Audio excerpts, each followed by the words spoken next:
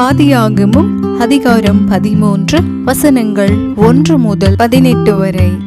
ஆபிராமும் அவன் மனைவியும் அவனுக்கு உண்டான யாவும் அவனுடனே லோத்தும் எகிப்தை விட்டு தென் திசையில் வந்தார்கள். ஆபிராம் மிருக ஜீவன்களும் வெள்ளியும் பொன்னுமான ஆஸ்திகளை உடைய சீமானாயிருந்தான். அவன் தன் பிரயாணங்களிலே தெற்கே இருந்த பெத்தேல் மட்டும் பெத்தேலுக்கும் ஆயிக்கும் நடுவாக தான் முன்பு கூடாரம் போட்டதும் தான் முதல் ஒரு பலிபீடத்தை உண்டாக்கினதுமான ஸ்தலம் மட்டும் போனான். அங்கே ஆபிராம் கர்த்தருடைய நாமத்தை தொழுது கொண்டான். ஆபிராமுடனே வந்த லோத்தும் ஆடு மாடுகளும் கூடாரங்களும் இருந்தன. அவர்கள் ஒருமித்து குடியிருக்க அந்த பூமி அவர்களை தாங்க கூடாதிருந்தது. அவர்களுடைய ஆஸ்தி மிகுதியாயிருந்தபடியால் அவர்கள் ஒருமித்து வாசம் பண்ண ஏதுவாயில்லாமல் போயிற்று. ஆபிராமுடைய மந்தை மேய்ப்பவருக்கும் லோத்துடைய மந்தை மேய்ப்பவருக்கும் வாக்குவாதம் உண்டாயிற்று. அக்காலத்திலே கானானியரும் பெரிசியரும் அத்தேசத்தில் குடியிருந்தார்கள். ஆபிராம் லோத்தை நோக்கி, எனக்கும் உனக்கும் என் மேய்ப்பருக்கும் உன் மேய்ப்பருக்கும் வாக்குவாதம் வேண்டாம், நாம் சகோதரர். இந்த தேசமெல்லாம் உனக்கு முன் இருக்கிறது அல்லவா? நீ என்னை விட்டு பிரிந்து போகலாம். நீ இடதுபுறம் போனால் நான் வலதுபுறம் போகிறேன், நீ வலதுபுறம் போனால் நான் இடதுபுறம் போகிறேன் என்றான்.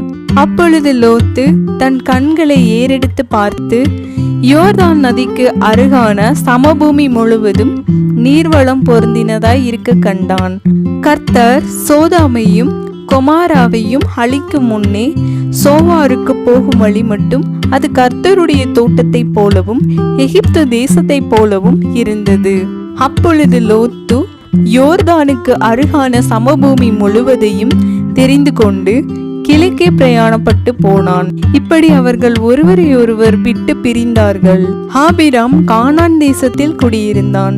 லோத்து அந்த யோர்தானுக்கு அருகான சமபூமியிலுள்ள பட்டணங்களில் வாசம் பண்ணி சோதாமுக்கு நேரே கூடாரம் போட்டான்.